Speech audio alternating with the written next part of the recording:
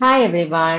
ഇന്ന് നമ്മൾ ഡിസ്കസ് ചെയ്യുന്നത് English for communication block 1 unit 1 introduction to communication. So communication has always been something that constantly evolved.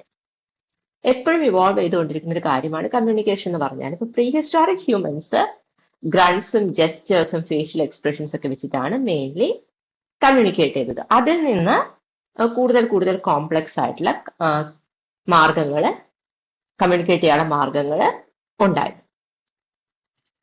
പിന്നെ systematic ആയിട്ട് spoken ലാംഗ്വേജും written ലാംഗ്വേജും develop ചെയ്തു. പിന്നെ അതുപോലെ തന്നെ ഇന്ന് ഡിജിറ്റൽ ടെക്നോളജി വളർന്നു വരുന്നതോടെ കമ്മ്യൂണിക്കേഷന് പുതിയ പുതിയ മാർഗങ്ങളും തെളിഞ്ഞ് വന്നു. Now first let's talk about the main two types of communication, verbal and non-verbal. Communication എന്ന് പറയുന്നത് ഇൻഫർമേഷൻ ഷെയർ ചെയ്യാനുള്ള ഒരു മാർഗമാണ്, അല്ലെ, ഒരു പ്രോസസ്സാണ്. ഇപ്പൊ കമ്മ്യൂണിക്കേഷൻ യൂസ് ചെയ്യുന്ന പ്രൈമറി ടൂൾ എന്ന് പറയുന്നത് ലാംഗ്വേജ് ആണ്. പക്ഷെ എല്ലാ ടൈപ്പ് കമ്മ്യൂണിക്കേഷനും ലാംഗ്വേജിനെ റിലൈ ചെയ്യുന്നത് അല്ല.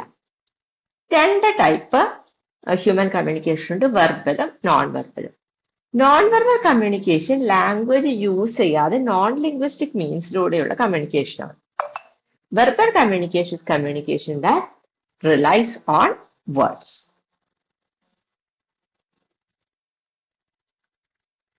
വെർബൽ കമ്മ്യൂണിക്കേഷൻ എന്ന് പറയുന്നത് ലാംഗ്വേജ് യൂസ് ചെയ്തിട്ടുള്ള കമ്മ്യൂണിക്കേഷൻ ആണല്ലോ. ലാംഗ്വേജ് എന്ന് പറയുന്നത് നമ്മുടെ ഡെയിലി ലൈഫിൽ പിവറ്റൽ ആയിട്ടുള്ള റോൾ പ്ലേ ചെയ്യുന്ന ഒരു കാര്യമാണ്, അല്ലെ. നമ്മുടെ സറൗണ്ടിങ്സിനനുസരിച്ച് നമ്മൾ നമ്മളോട് തന്നെ കമ്മ്യൂണിക്കേറ്റ് ചെയ്യുന്നു, നമുക്ക് ചുറ്റുമുള്ള ആൾക്കാരോട് കമ്മ്യൂണിക്കേറ്റ് ചെയ്യുന്നു, ഒരു ഗ്രൂപ്പില് കമ്മ്യൂണിക്കേറ്റ് ചെയ്യുന്നു. പിന്നെ അതേപോലെ തന്നെ കമ്മ്യൂണിക്കേഷൻ ഫോർമലും ഇൻഫോർമലും ആവാം.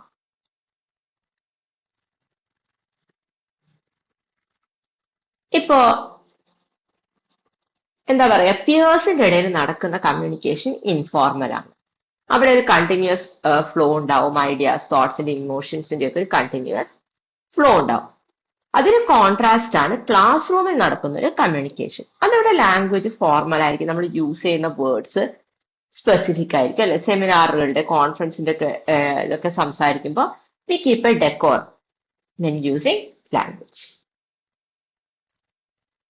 ഇപ്പൊ അതിനൊരു എക്സാമ്പിൾ പറയാണ്. ഇപ്പൊ ഒരു ജീന എന്ന് പറയുന്ന ഒരു വ്യക്തി ഒരു അമ്മയായിട്ട് കമ്മ്യൂണിക്കേറ്റ് ചെയ്യാണ്. So she wants to go early to office and she requests her mother to make breakfast.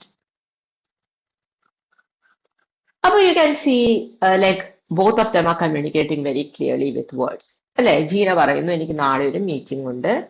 അപ്പൊ അമ്മ എപ്പോഴാണ് പോവാന്ന് ചോദിക്കുന്നു.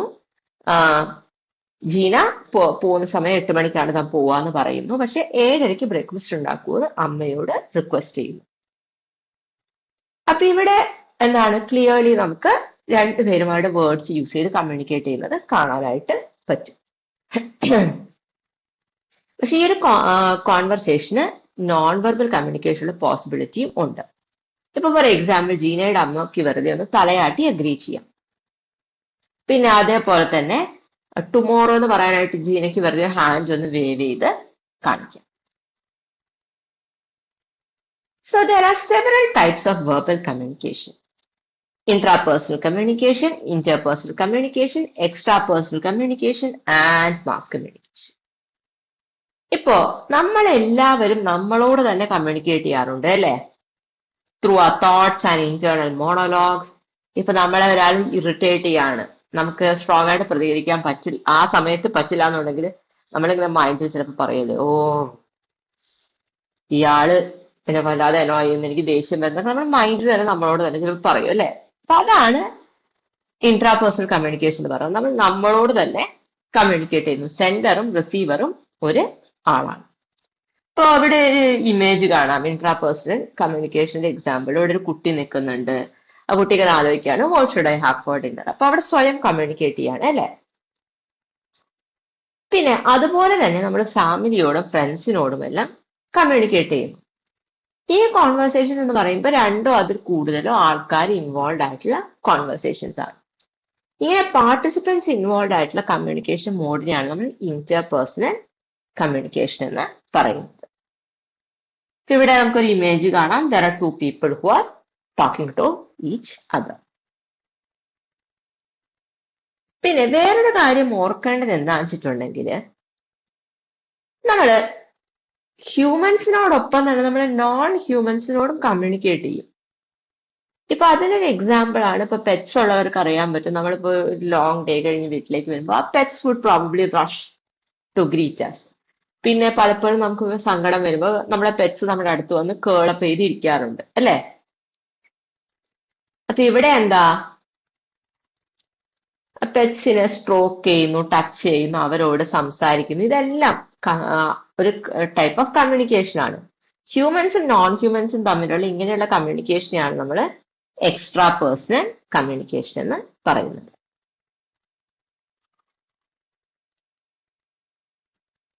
പിന്നെ വെർബൽ കമ്മ്യൂണിക്കേഷൻ ഒരിക്കലും സെൻഡറും റിസീവറും ഒരു പ്ലേസിലാവണമെന്ന് നിർബന്ധമില്ല.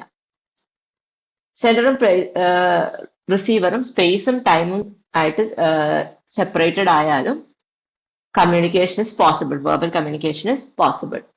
ഇപ്പൊ നമുക്ക് വേറെ കൺട്രീസിൽ നടക്കുന്ന കാര്യങ്ങളെല്ലാം നമുക്കറിയാം അല്ലെ? We hear about it through media, TV, magazine, social media, ഇതിലൂടെയെല്ലാം നമ്മൾ കേൾക്കുന്നുണ്ട്. അത് നമുക്ക് എന്ത് തരുന്നു?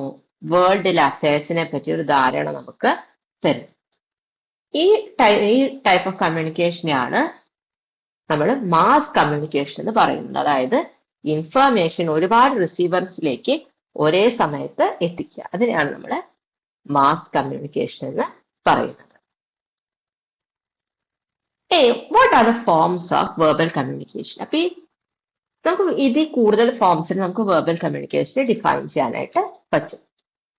ഇപ്പോ ഡയറക്റ്റ് കമ്മ്യൂണിക്കേഷൻ ഉണ്ട്, ഫേസ് ടു ഫേസ് കമ്മ്യൂണിക്കേഷൻ ഉണ്ട്. അതായത് ഫേസ് ടു ഫേസ് കമ്മ്യൂണിക്കേഷൻ അല്ലെങ്കിൽ ടെലിഫോണിക് കമ്മ്യൂണിക്കേഷൻ ഡയറക്റ്റ് കമ്മ്യൂണിക്കേഷന്റെ ഫോംസ് ആണ്. പിന്നെ വേറൊരു ഫോം ഓഫ് വെർബൽ കമ്മ്യൂണിക്കേഷൻ ആണ് റിട്ടേൺ ഫോം. നമ്മൾ ലെറ്റേഴ്സും മെസ്സേജസും എല്ലാം ആൾക്കാർക്ക്, നമ്മൾ അകന്ന് ജീവിക്കുന്ന ആൾക്കാർക്ക് നമ്മൾ എഴുതി കൊടുക്കും. ഏർലി ഡേയ്സിൽ അതേപോലെ തന്നെ നമ്മൾ മെസ്സേജസ് സെൻഡ് ചെയ്യാൻ ഇൻലെൻറ്റ്, പോസ്റ്റ് കാർഡ്, ടെലിഗ്രാം ഒക്കെയാണ് യൂസ് ചെയ്തിരുന്നത്. അപ്പോൾ ഇപ്പോഴാണെങ്കിലോ നമുക്ക് ഇമെയിൽ ഉണ്ട്, മെസ്സഞ്ചർ ഉണ്ട്, വാട്സാപ്പ് ഉണ്ട് അല്ലെ? ഇൻസ്റ്റന്റ് മെസ്സേജിങ് ആപ്സ് ധാരാളം ഉണ്ട്. ഇമെയിൽ തന്നെ ഇപ്പോൾ ഒബ്സല്യൂട്ട് ആയി അല്ലെ? It's only used in very formal situation. പിന്നെ ഡിജിറ്റൽ കമ്മ്യൂണിക്കേഷന്റെ കാര്യത്തില് നമ്മൾ വേർഡ്സിനോടൊപ്പം തന്നെ ഉപയോഗിക്കുന്ന കാര്യമാണ് ഇമോജീസ്, സ്റ്റിക്കേഴ്സ് ഒക്കെ. ഇത് നമ്മുടെ തോട്ട്സിനെ, നമ്മുടെ ഇമോഷൻസിനെ ബെറ്റർ കൺവേ ചെയ്യാനായിട്ട് ഹെൽപ്പ് ചെയ്യും. അതായത് ഇപ്പോൾ നമ്മളൊരു ജോക്ക് അയക്കുകയാണെങ്കിൽ ഒരു ലാഫിംഗ് ഇമോജി വെച്ച് കഴിഞ്ഞാൽ കാണുന്ന ആൾക്ക് ക്ലിയർ ആയിരിക്കും we are making a joke. അപ്പൊ അതെന്താണ്? ഈ ഇമോജീസ്, സ്റ്റിക്കേഴ്സ്, മീംസ് ഒക്കെ എന്താണ്? They are a part of non verbal communication. പിന്നെ അതുപോലെ നമ്മളിവിടെ പിക്ചേഴ്സും വീഡിയോസും ഫ്രണ്ട്സിനും ഫാമിലിക്കും ഒക്കെ ഷെയർ ചെയ്യുമ്പോൾ നമ്മൾ വിഷ്വൽ ആൻഡ് ഓഡിയോ വിഷ്വൽ കമ്മ്യൂണിക്കേഷനിൽ എൻഗേജ് ചെയ്യാണ്. അപ്പൊ ഇമേജസിന് വളരെ സ്ട്രോങ് ആയിട്ട് കമ്മ്യൂണിക്കേറ്റ് ചെയ്യാനുള്ള കപ്പാസിറ്റി ഉണ്ട്. അതുകൊണ്ടാണ് ഈ ന്യൂസ് പേപ്പേഴ്സിലും മാഗസിൻസിലും എല്ലാം ഇമേജസ് ഇൻക്ലൂഡ് ചെയ്യുന്നത്. അതിന് മെസ്സേജ് വളരെ കുറച്ചും കൂടെ ക്ലിയർ ആയിട്ട് കമ്മ്യൂണിക്കേറ്റ് ചെയ്യാൻ പറ്റും. ഈ ഒരു ഐഡിയയെ നമ്മൾ ഒരു സ്റ്റെപ്പ് ഫർദർ എടുത്തു കഴിഞ്ഞാൽ സ്കോളേഴ്സ് പലപ്പോഴും ചെയ്യുന്ന ഒരു കാര്യമാണ് ഈ ചാർട്ടുകളും ഡയഗ്രാംസും ടേബിൾസും എല്ലാം യൂസ് ചെയ്യുന്നത്. അത് ചെയ്യുക വഴി നമുക്ക് എന്ത് ചെയ്യാൻ പറ്റും? ഹ്യൂജ് ചങ്ക്സ് ഓഫ് ഇൻഫർമേഷൻ നമുക്ക് ഓർഗനൈസ് ചെയ്ത് സിംപിളർ ടു അണ്ടർസ്റ്റാൻഡ് ആക്കാനായിട്ട് പറ്റും. പിന്നെ അതേപോലെ തന്നെ ഇല്ലിറ്ററേറ്റ് ആയിട്ടുള്ള ഓഡിയൻസിനോട് കമ്മ്യൂണിക്കേറ്റ് ചെയ്യുമ്പോൾ ഈ ഇമേജസും ഗ്രാഫിക്സും എല്ലാം വളരെയധികം യൂസ്ഫുൾ ആവും. പിന്നെ ഓഡിയോ വിഷ്വൽ കമ്മ്യൂണിക്കേഷന്റെ ഏറ്റവും വലിയൊരു എക്സാമ്പിൾ ആണ് മൂവീസ്. അപ്പൊ മൂവീസിൽ എന്താണ്? ഇമേജസ്, മ്യൂസിക് എല്ലാം വഴി ഇമോഷണൽ ആയിട്ട് സ്റ്റോറി ടെല്ലിങ് നടക്കുന്നുണ്ട് അല്ലെ? പിന്നെ അതുപോലെ ടെക്നോളജിയുടെ അഡ്വാൻസ്മെന്റ് ഓഡിയോ വിഷ്വൽ കമ്മ്യൂണിക്കേഷനെ ഒരുപാട് റിയലിസ്റ്റിക്കും ചീപ്പറും ആക്കിയിരിക്കുന്നു. ഇപ്പൊ സ്മാർട്ട് ഫോൺ അല്ലെങ്കിൽ വീഡിയോ ക്യാമറയും മൈക്കും ഉണ്ടെങ്കിൽ we are all set to produce quality video content. അപ്പൊ ഇതെല്ലാം ടെക്നോളജി എന്ത് ചെയ്തു നമുക്ക് അതിന് പറയാം? നമ്മൾ കമ്മ്യൂണിക്കേറ്റ് ചെയ്യുന്ന രീതിയെ റെവല്യൂഷനൈസ് ചെയ്തു എന്ന് നമുക്ക് പറയാം. Next we move on to non verbal communication. Non verbal communication എന്ന് പറയുന്നത് ഓബ്വിയസ്ലി റിട്ടേണും സ്പോക്കണും ലാംഗ്വേജ് ഇല്ലാതെ കമ്മ്യൂണിക്കേറ്റ് ചെയ്യുന്നതിനെയാണ് നമ്മൾ നോൺ വെർബൽ കമ്മ്യൂണിക്കേഷൻ എന്ന് പറയുന്നത്. ബാബിൾ ഓഫ് ബേബീസ് ഒരു എക്സാമ്പിൾ ആണ്. അപ്പൊ നോൺ വെർബൽ കമ്മ്യൂണിക്കേഷൻ ഒരുപാട് ഹെൽപ്ഫുൾ ആണ്. അതായത് നമ്മൾ കമ്മ്യൂണിക്കേറ്റ് ചെയ്യുന്ന മെസ്സേജിന് ഡെപ്ത് കൊടുക്കാനായിട്ട് വളരെയധികം ഹെൽപ്ഫുൾ ആണ്. അതായത് ജസ്റ്റേഴ്സ്, ഫേഷ്യൽ എക്സ്പ്രഷൻസ് ഇതെല്ലാം നമ്മൾ കമ്മ്യൂണിക്കേറ്റ് ചെയ്യാൻ ശ്രമിക്കുന്ന മെസ്സേജിനെ എൻഹാൻസ് ചെയ്യുന്നു. നമ്മുടെ ക്വാളിറ്റി ഓഫ് കമ്മ്യൂണിക്കേഷനെ എൻഹാൻസ് ചെയ്യുന്നു. അതേപോലെ തന്നെ നേരത്തെ മെൻഷൻ ചെയ്ത ഇമോജീസ്, സ്റ്റിക്കേഴ്സ് ഒക്കെ ഡിജിറ്റൽ കമ്മ്യൂണിക്കേഷനെ എൻഹാൻസ് ചെയ്യുന്നു. വെർബൽ കമ്മ്യൂണിക്കേഷന് വേർഡ്സ് ആണ് യൂസ് ചെയ്യുന്നതെങ്കിൽ, അതായത് ഹ്യൂമൻ വോയിസും ലെറ്റേഴ്സും അസിസ്റ്റ് ചെയ്യുന്ന വേർഡ്സ് ആണ് യൂസ് ചെയ്യുന്നതെങ്കിൽ non verbal communication is all about gestures, facial expressions, body postures etcetera. Non verbal communication നമുക്ക് എംബ്ലംസും ഇല്ലസ്ട്രേറ്റേഴ്സും എന്ന രണ്ട് ടേംസിൽ കൺസിഡർ ചെയ്യാം. എംബ്ലംസ് എന്ന് പറഞ്ഞു കഴിഞ്ഞാൽ അത് നോൺ വെർബൽ ക്യൂസ് ആണ്. ആ ക്യൂസിന് യൂണിവേഴ്സൽ മീനിങ് ഉണ്ടായിരിക്കും. For example thumbs up sign. അപ്പൊ അത് നമുക്ക് എല്ലാവർക്കും അറിയാം, അല്ലെ? It just means it well done. പിന്നെ അതുപോലെ നമ്മൾ എംബ്ലംസ് കമ്മ്യൂണിക്കേറ്റ് ചെയ്യാനായിട്ട് യൂസ് ചെയ്യുമ്പോൾ നമ്മൾ ഓർക്കേണ്ട ഒരു കാര്യമുണ്ട്. They are not the same across all cultures. അതേസമയം illustrators they are unique to a person. Illustrators കൾച്ചറുമായിട്ട് ടൈഡപ്പ് അല്ല. ഇല്ലസ്ട്രേറ്റേഴ്സ് എന്ന് പറയുന്നത് ജസ്റ്റേഴ്സ്, നമ്മൾ ഇൻവോളണ്ടറിലി യൂസ് ചെയ്യുന്ന ജസ്റ്റേഴ്സ്, നമ്മുടെ അട്ടറൻസസിനെ ഇൻഫോം ചെയ്യാൻ നമ്മൾ ഇൻവോളണ്ടറിലി യൂസ് ചെയ്യുന്ന ജസ്റ്റേഴ്സ് ആണ് illustrators. They are not tied to a culture. നമ്മൾ ഇൻറ്റ്യൂറ്റീവ്ലി പഠിക്കുന്നതാണ്. ഇപ്പോ ഫോർ എക്സാമ്പിൾ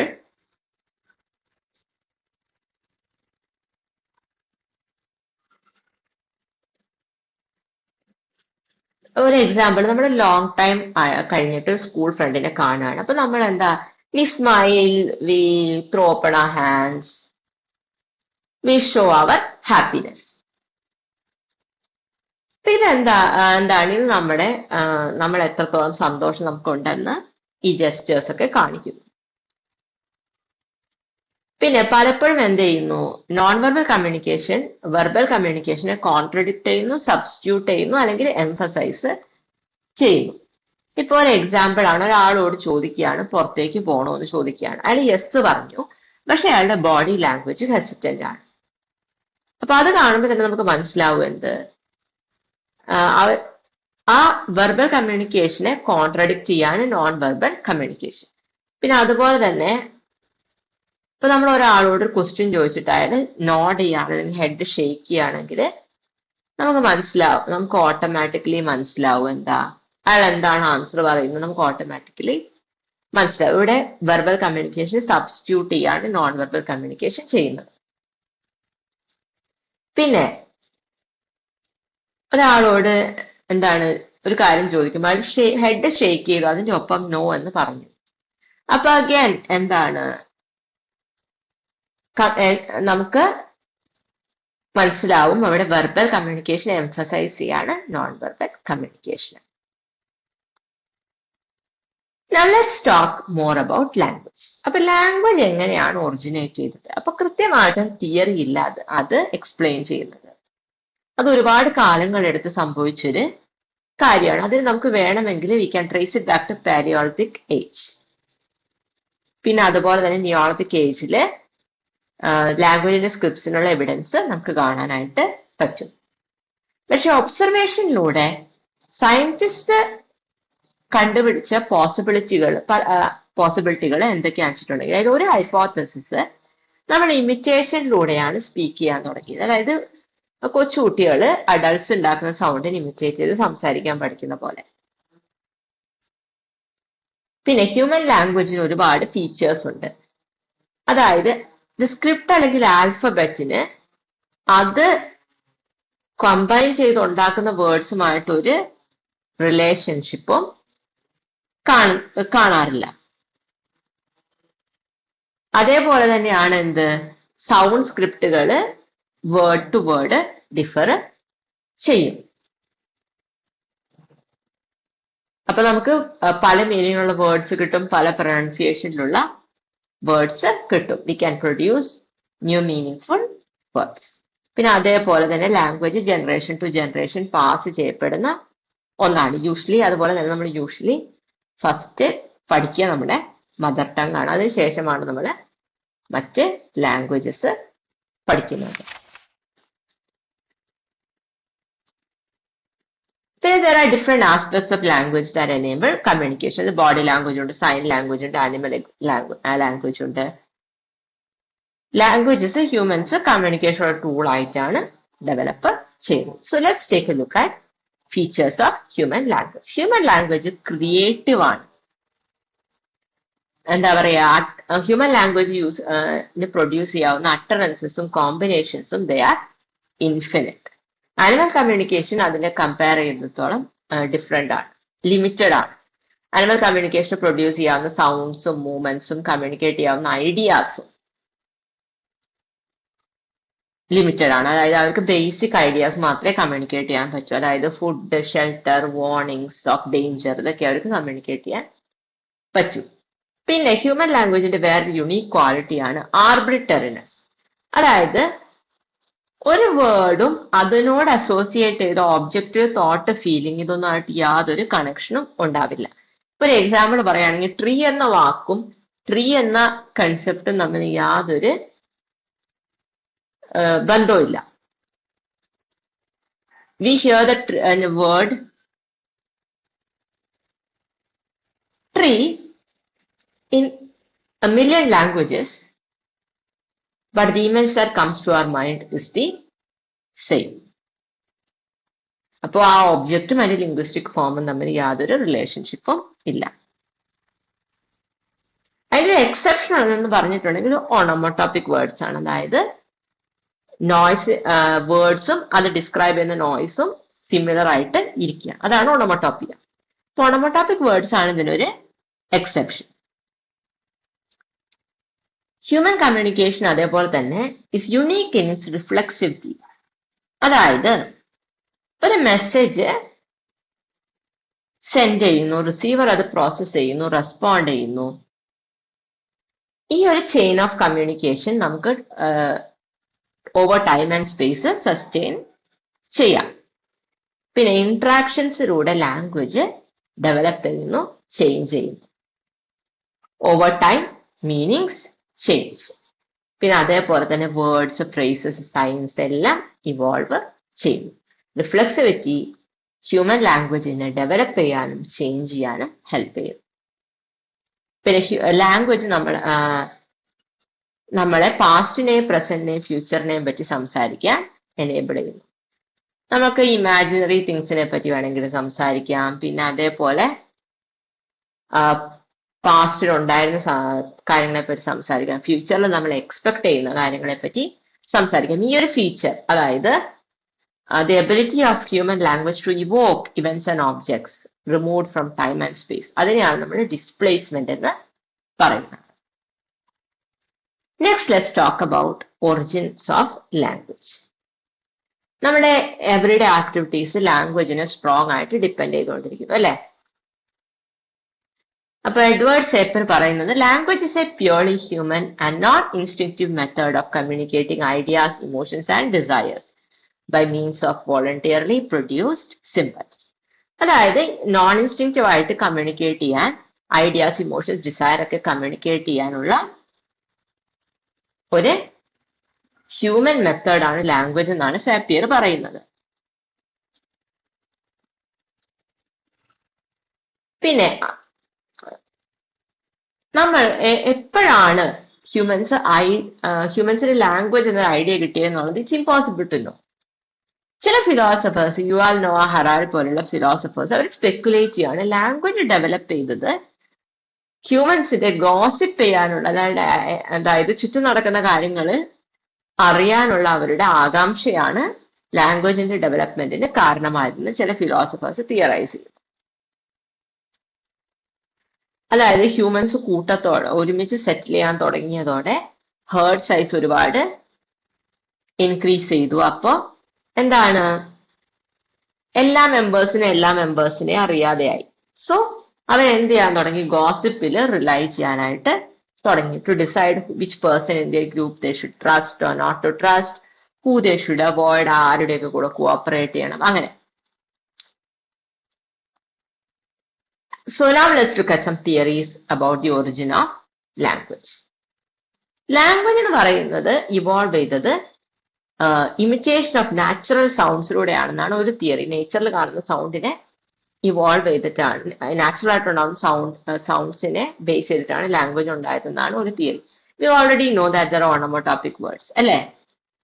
അപ്പൊ ഈ പ്രിമിറ്റീവ് മെൻ എന്താ പറയാ, ഓണമോട്ടോപ്പിക് വേർഡ്സ് യൂസ് ചെയ്തിട്ട് ഫെല്ലോ ബീയിങ്സിനോട് കമ്മ്യൂണിക്കേറ്റ് ചെയ്യാൻ ശ്രമിച്ചിട്ടുണ്ടാവാം. ഇപ്പൊ ബേർഡ്സ് ആണെങ്കിൽ കുക്കു, ക്രോ, ചെർപ്പ് എന്നൊക്കെ പറഞ്ഞിട്ട്. അതേപോലെ തന്നെ നേച്ചറിലുണ്ടാവുന്ന സൗണ്ട്സ് യൂസ് ചെയ്തിട്ട്, അതായത് rattling, Uz, bus, ripple, room തുടങ്ങിയ സൗണ്ട്സ് ഒക്കെ യൂസ് ചെയ്തിട്ട്. ഇതിനെയാണ് നമ്മൾ ബൗ വൗ തിയറി എന്ന് പറയുന്നത്. ഇത് ചില വേർഡ്സിന്റെ ഫോർമേഷനെ കറക്റ്റ് ആയിട്ട് എക്സ്പ്ലെയിൻ ചെയ്യുന്നുണ്ട്. ഹൗവെവർ ഈ തിയറി ഇത് ലിമിറ്റഡ് ആണ്. കാരണം അതിനെ എക്സ്പ്ലെയിൻ ചെയ്യാൻ പറ്റില്ല. ചില വേർഡ്സിനൊന്നും ഒറിജിനലിനെ എക്സ്പ്ലെയിൻ ചെയ്യാനായിട്ട് പറ്റില്ല. പിന്നെ അതുപോലെ ലാംഗ്വേജിന്റെ ഡെവലപ്മെന്റിനെ അതിനെ മുഴുവനായിട്ട് എക്സ്പ്ലെയിൻ ചെയ്യാൻ പറ്റില്ല. പിന്നെ വേറൊരു തിയറി ഡിങ് ഡോങ് തിയറിയാണ്. ബൗ വൗ തിയറിക്ക് സിമിലർ ആണ് ഡിങ് ഡോങ് തിയറി. അതായത് ഡിങ് ഡോങ് തിയറി പറയുന്നത് ഹ്യൂമൻസ് നേച്ചറിന്റെ സൗണ്ട്സിനെ ഇമിറ്റേറ്റ് ചെയ്ത് അതിനെ വോക്കലി എക്സ്പ്രസ് ചെയ്തിട്ടാണ് ലാംഗ്വേജിന്റെ ഡെവലപ്മെന്റ് ഉണ്ടായത്. ബൈ യൂസിങ് സെൻസറി ഇംപ്രഷൻസ്, അതായത് ബെല്ല് സ്ട്രൈക്ക് ചെയ്യുന്നു, ട്രീസ് സ്വേ ചെയ്യുന്നു, റിവേഴ്സ് മൂവ് ചെയ്യുന്നു, അതുപോലെ. ഇത് മാക്സ് മുള്ളർ ആണ് ഈ തിയറി പ്രപ്പോസ് ചെയ്തത്. ഈ തിയറി നേച്ചറിൽ കാണുന്ന റിതമിനെ സ്ട്രെസ് ചെയ്യുന്നു. ആ റിതം എങ്ങനെയാണ് ഒരു സെൻസറി ഇംപ്രഷൻ ഹ്യൂമൻസിൽ ഉണ്ടാക്കിയത്. പിന്നെ നമുക്ക് എല്ലാവർക്കും പരിചയമുള്ള ഒരു എക്സ്പ്രഷൻ ആണ് അല്ലെ, പൂഹ് പൂ. അതായത് just to make fun of something അല്ലെങ്കിൽ to say something is very trivial. അതായത് അതൊന്നുമല്ല, നിസ്സാരമാണെന്ന് പറയാം.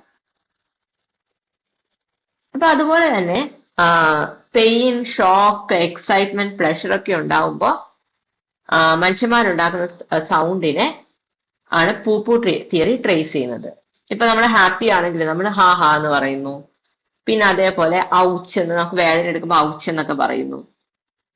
അപ്പൊ ഇങ്ങനെയാണ് ലാംഗ്വേജിൽ ചില വാക്കുകൾ ഉണ്ടായതെന്ന് പൂപ്പൂ തിയറി പറയും.